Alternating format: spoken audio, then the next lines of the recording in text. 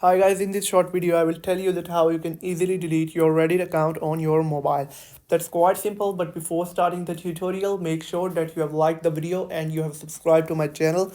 So make sure to watch the video till end so you don't make any mistakes. So first of all, open up the Reddit application. Then you will have to click on your profile on the top right and click on settings on the bottom. And now you'll have to scroll down all the way, and on the bottom you can find an option of delete account. Simply click on it and click on continue. And once you are done, a new page will be appeared. It will say that once you delete your account, your profile and usernames are permanently removed from Reddit, and your posts, comments, and messages are disassociated from your account.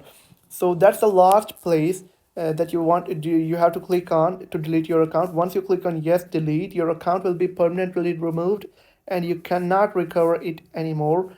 So that's how you can easily delete your Reddit account. If you have found the video helpful, make sure to like the video and subscribe.